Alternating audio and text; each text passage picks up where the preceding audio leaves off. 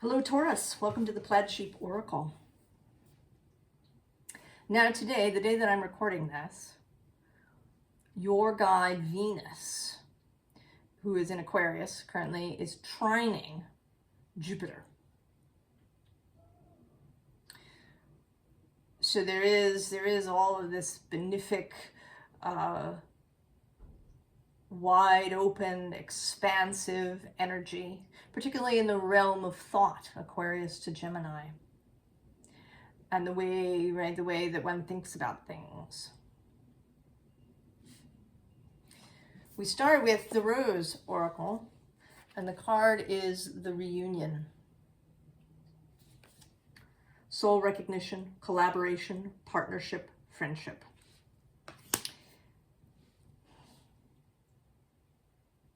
This is a love reading of some kind. Strong possibility that it is romantic, but it could also be a very deep friendship. Could also be a child coming into your life. And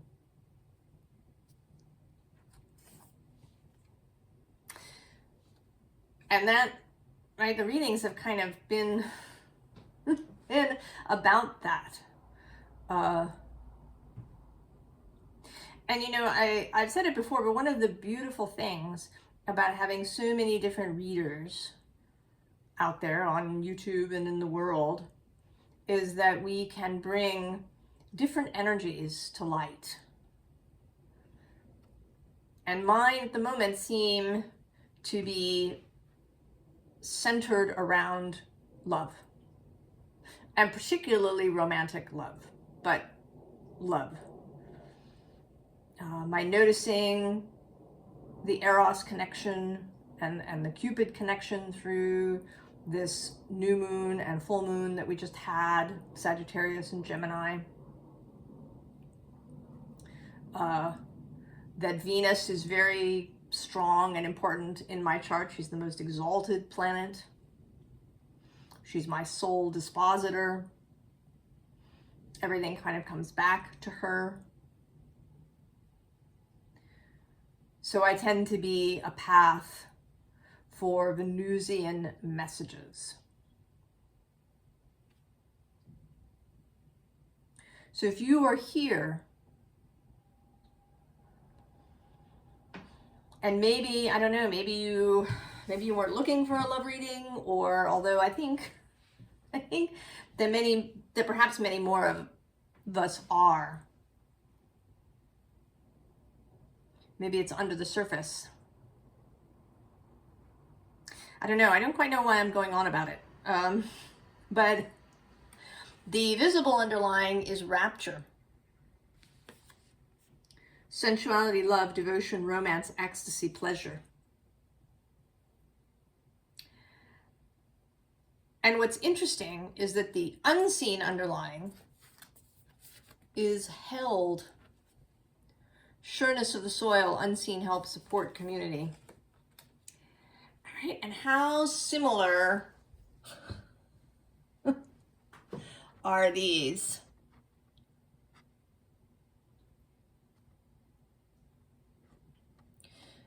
That, you know, maybe you've seen this rapturous feeling as kind of the icing on the cake, when in fact it is the basis, right? It is the cake. It is in fact perhaps the platter that the cake is on. In fact, if we're going to stick with that metaphor, that this willingness to be enraptured, this willingness to really explore your own sensual life is much more important and foundational than maybe you have believed up until this point. And that wouldn't be surprising, right? We think of these things as the icing on the cake.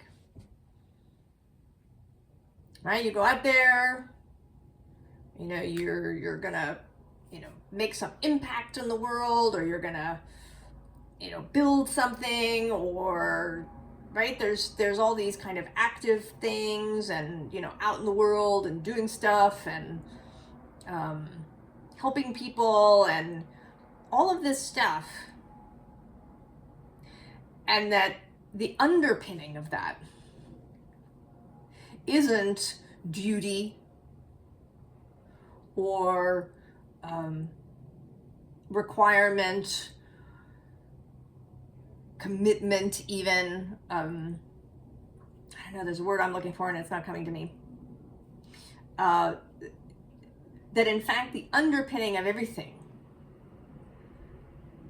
is rapture, right? To be enraptured by your life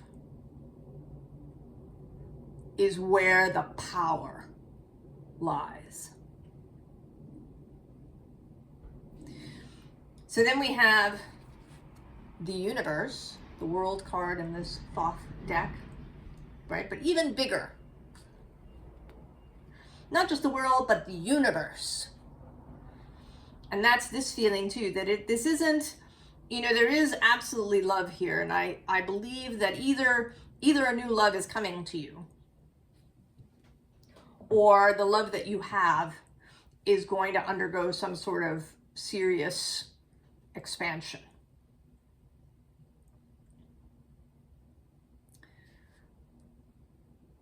But that this is just one piece of it, that this has really wide-ranging consequences. Below that, we have the Queen of Wands, the Queen of Passion, and Eros, the Queen of Fire. Then below her is this Prince of Swords. A word that's been coming up for me is the gospel, right? The good word. Spreading the good word. And below that is this deck's Temperance card, Art. All right, this is the link. This deck's depiction is the link between the Temperance card and alchemy.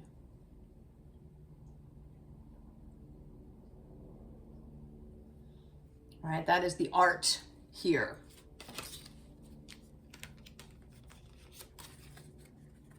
And actually, I'm going to go one more because I can.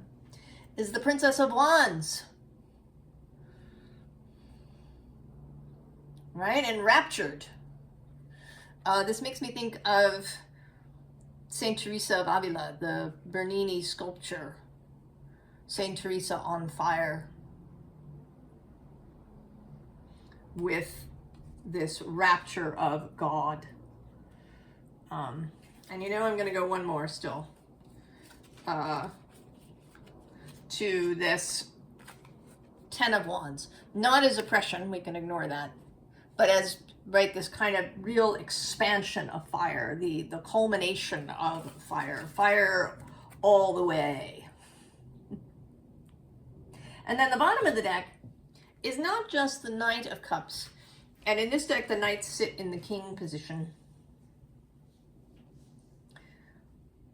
right, delivering his cup, bringing it to you. This is not you, this is someone else. But what happens when this, right, when this arrives and you accept, right next to that is the Magus. So there is so much more here than meets the eye. Right? We have the Queen of Cups. The ability to really feel things, to be intuitive, to know, to really read the room,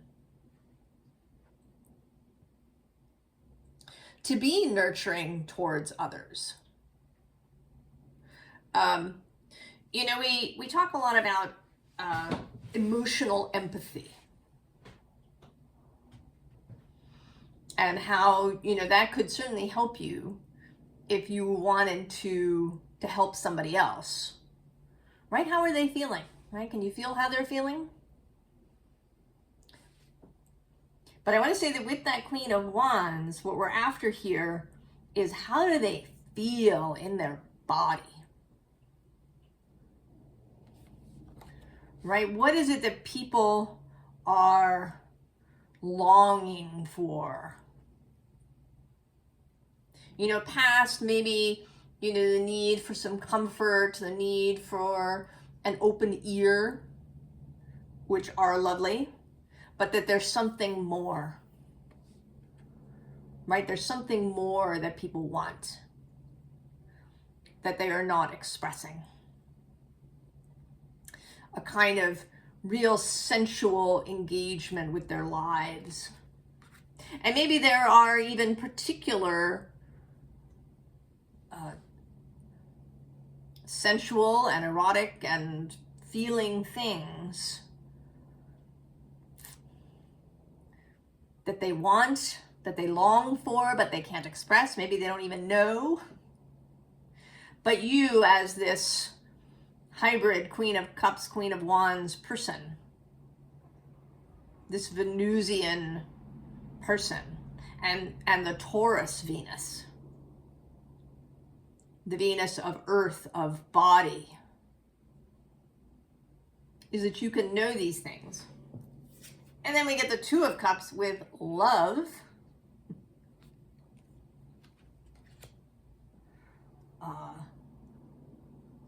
You know, this, right, this feeling of love. And it, you know, even if you've been doing a lot of exploration and healing work and all of this stuff that we do, joining up with another person can bring this to another level.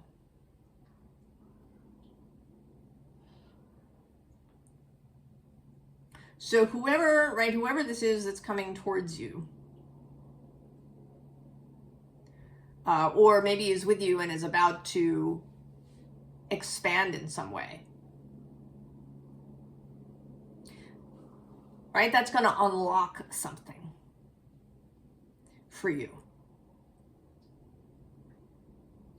right, that could only be unlocked in relationship. And then you, right, become the Prince of Cups. A more active, dynamic version. So you, right, this is, you know, the spreading of the good word.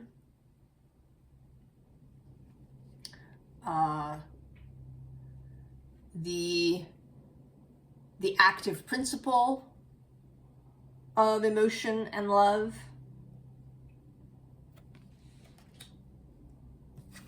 And then the Ten of Cups.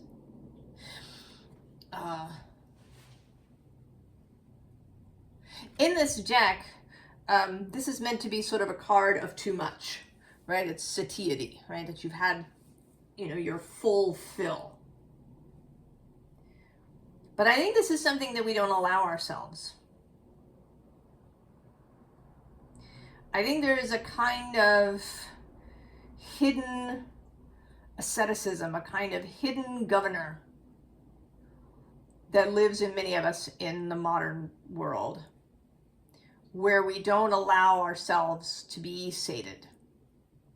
Even when we are, you know, even when we kind of have had our fill, we don't allow ourselves to really feel it. We don't allow ourselves to really have, to enjoy, to savor, to know what it's like to be sated. Always looking for the next thing. Always, well, you know, did I get enough? Maybe I didn't have enough.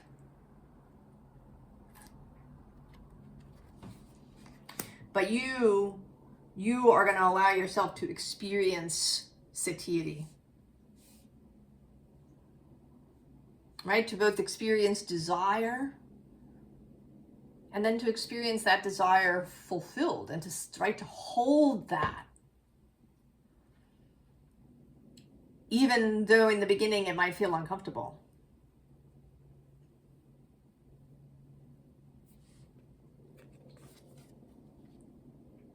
And then we have this kind of underlying thing that's going on with the Time Master, who is showing up kind of as the Magus here.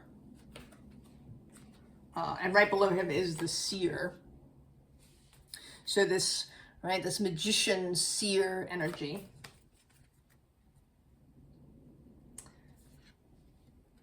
Middle world on the bottom.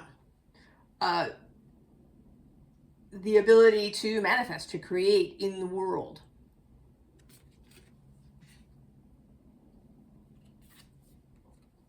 The Jaguar, those deep, powerful energies, along with the Serpent, right? These are deep energies, sexy energies. Fearful for many people. You know, even if you take, you know, the idea of morality or these kinds of things off the table, I think people fear that. There's all sorts of things we've associated with these erotic, dark energies. And they're not just feminine. I know we talk about it in that way, but it's both sides. Right? We've also got all kinds of hang-ups around penetration, you know?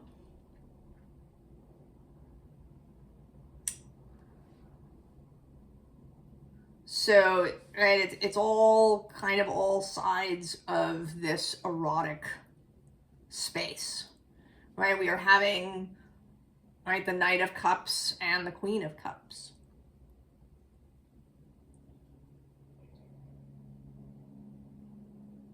The Princess of Wands and the Prince of Cups.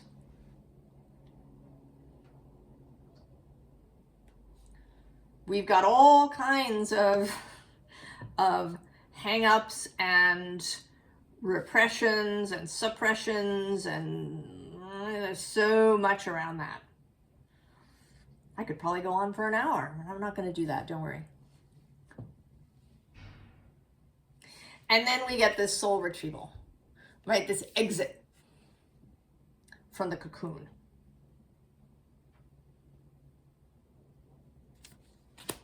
The release. Because it's when things are repressed, suppressed, locked away, feared, vilified, all of these things. That's when they become damaging.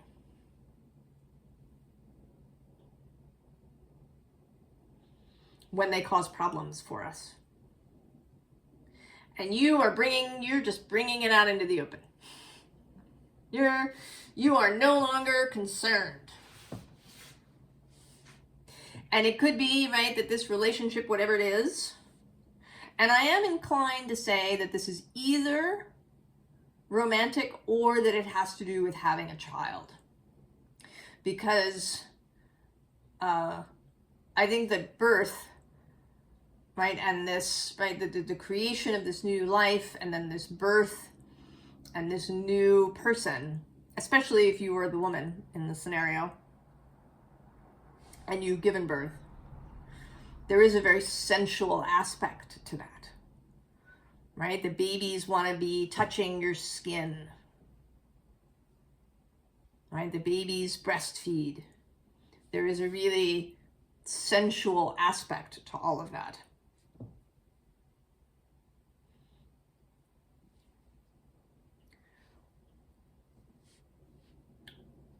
That's something, right, this is going to unlock something for you. And, you know, any remaining, you know, I think you've already released a lot of your own repressions, a lot of your own prejudices around this stuff, a lot of your own self-restriction.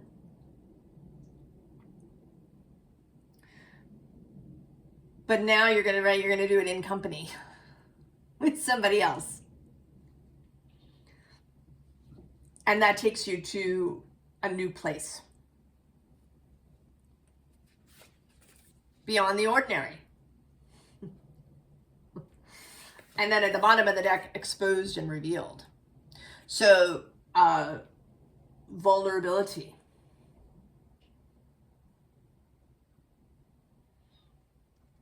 Right? To really release yourself.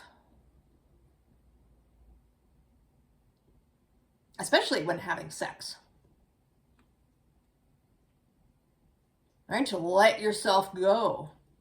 But even in other ways to really let yourself go. You know, to let yourself go, to be silly. To be goofy. To be, right? To kind of, you know, roll around on the grass, or play in the mud, or, you know, even to release yourself to admit to ignorance about things. Like, I don't know anything about that. I don't know the answer. Tell me. You know, I thought it was this, but maybe I was wrong.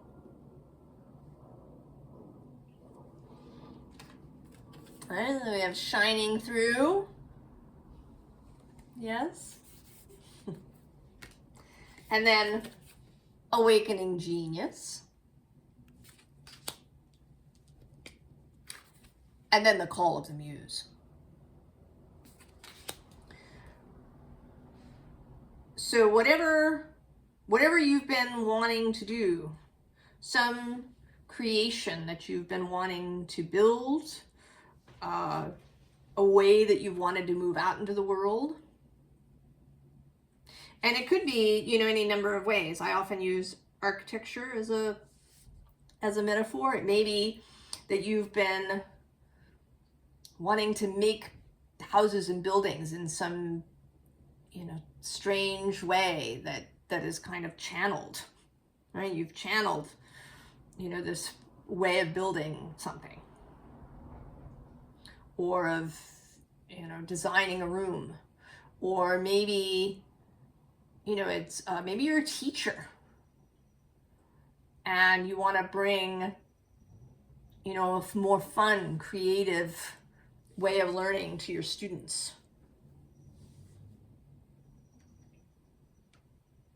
Or you're an artist.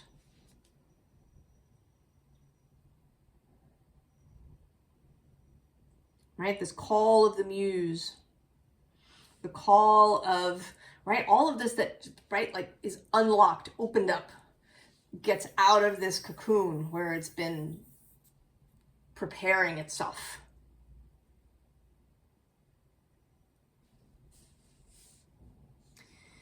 And then this was so interesting. So there's buffalo on the bottom, or on the face up of the deck, and then the bottom of the deck has this 5 of Pentacles, which is a very sad 5 of Pentacles. Right, this like the, you know, the passing of beauty, or you know, disappointment. And what I immediately thought of when I saw these two cards together was that this buffalo is going to eat the rose. The buffalo is just going to eat the rose.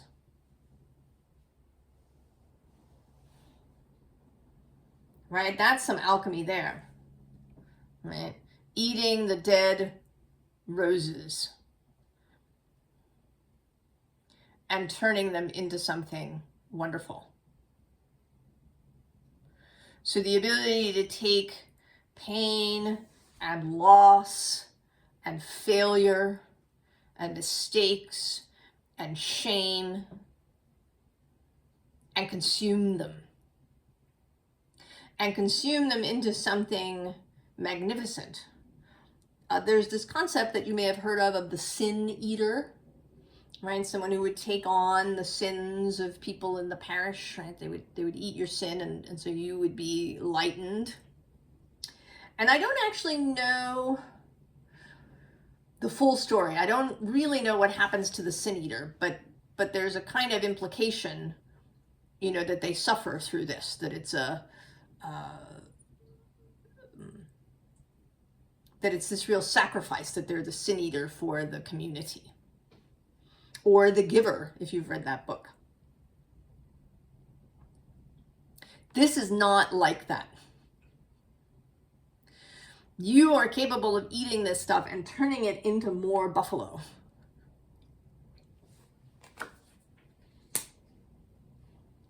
Right? And, you know, fox is underneath that.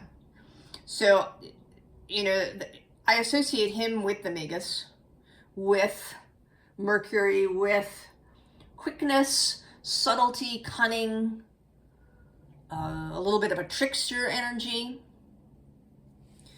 That this lives, you know, kind of underneath this buffalo Taurus energy. That there is subtlety, that there's quickness, that there's fire, that there's a little bit of mischief. You can take these, you know, really difficult emotions, experiences, all of these things, and teach people how to change them into something really positive and growth affirming. Yeah? Six of Wands, victory. Right, out of the cocoon and airborne.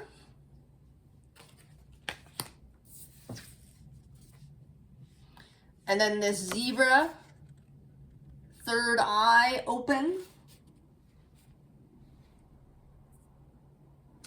It's more fire energy.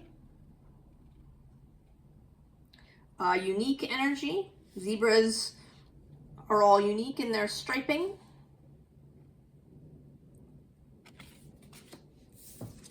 And then the serious clarity of the Father of Swords.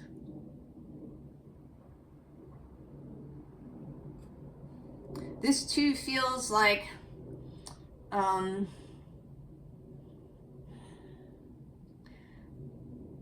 this sense that this is much bigger than it appears on the surface.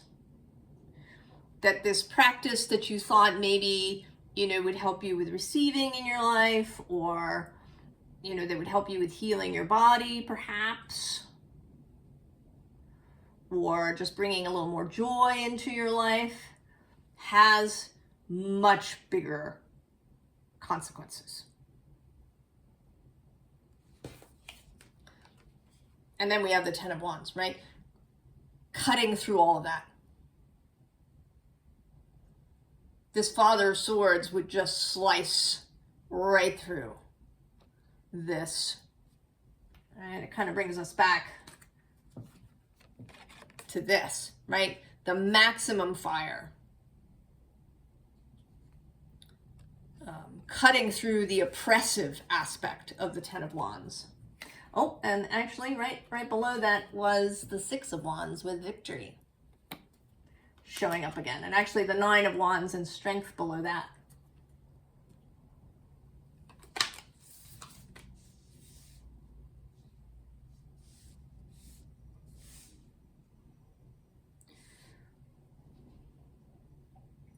And the other message here is that this wants to be a real priority. This is not some side project. It's not a nice little practice to, you know, just help you feel more centered in your life. You know, really enjoying your food, you know, to help you digest perhaps, or right? It is so much bigger than that. It's so much bigger. Taurus. And if you've been sitting on the fence about it, or you've just been doing little bits and things, you know, maybe now post this Venus-Jupiter trine, if you watch this when I post it, or maybe there's something happening in your chart, particularly when you watch this.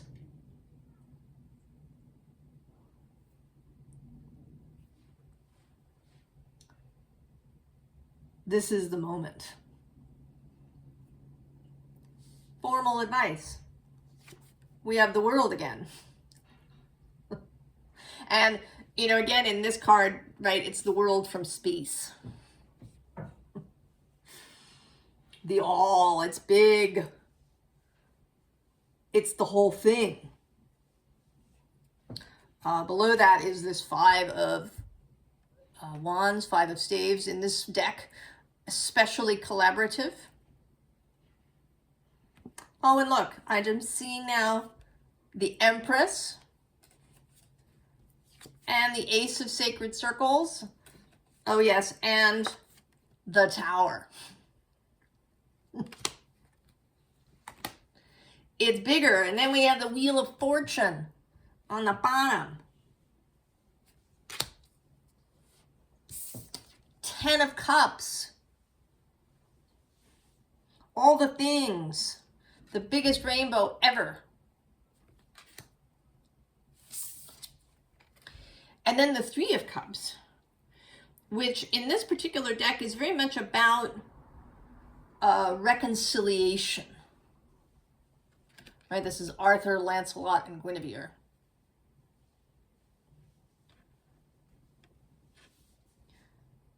Reconciliation. Reconciling the various parts of yourself, I think, primarily. That any part of yourself that was left to the side, locked away, you know, made to feel wrong at any point.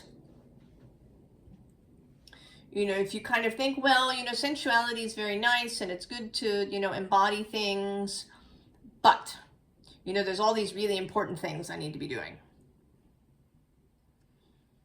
You know, but it's really about this thinking process, or it's really about this doing process.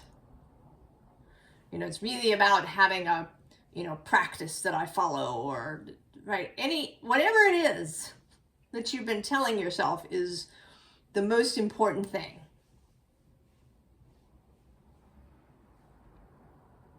This is the priority, Taurus, in this moment. Chariot.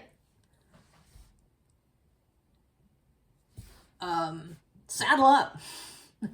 It's kind of, right? This is this.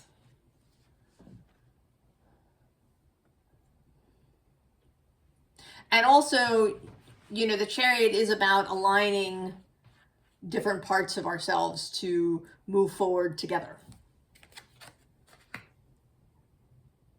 And it has an association to Cancer and to the moon, to feeling, to the watery depths. And if that were not enough, the star. When I was first learning tarot many, many years ago, I learned that the star was associated with sexuality. Right, there she is, she's naked, she's pouring water out. Right, there's a, right, this implication of sexuality, of pouring things out, of, right, of sating, of being sated, of bringing somebody else to satiety.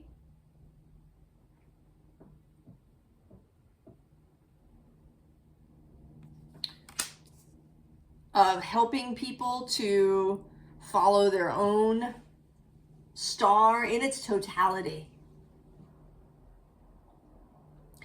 I think that a great many of our motives are deeply, deeply hidden. We have all sorts of reasons that we put on things.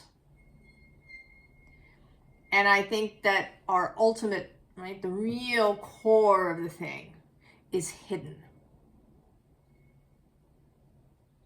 Because maybe it seems shameful, or it seems trivial or shallow in some way.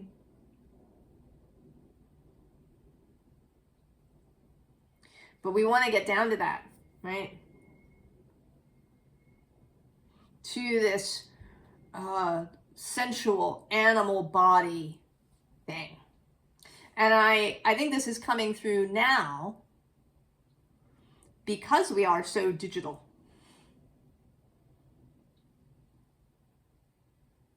We are so removed, not just from each other, but from other things, from the sources of our food, which come packaged in plastic. We're even kind of getting separated from even the middleman, right? You went to the grocery store and you bought food, and you know, this was kind of a middleman, you know, or to the farmer's market maybe. But now you can just, you know, order food online. And it just shows up. So we're, you know, and maybe it's even dropped off at your door. It's like really removed from any kind of, you know, physical reality. And even from the discomforts that are associated with that.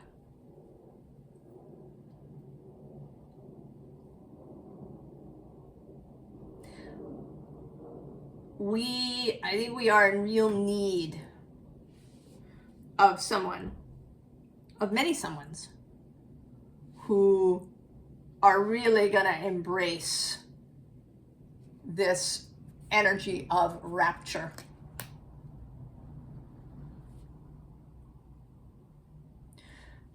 So Taurus, a little summary. Someone is coming towards you, or they're with you and they're going to expand in some way. And this new relationship is going to unlock power, vision, creativity.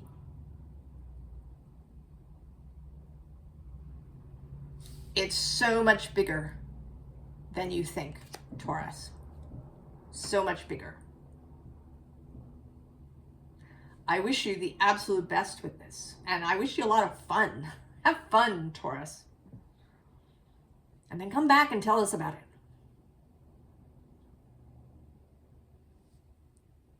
And I will see you next time, Taurus. So long.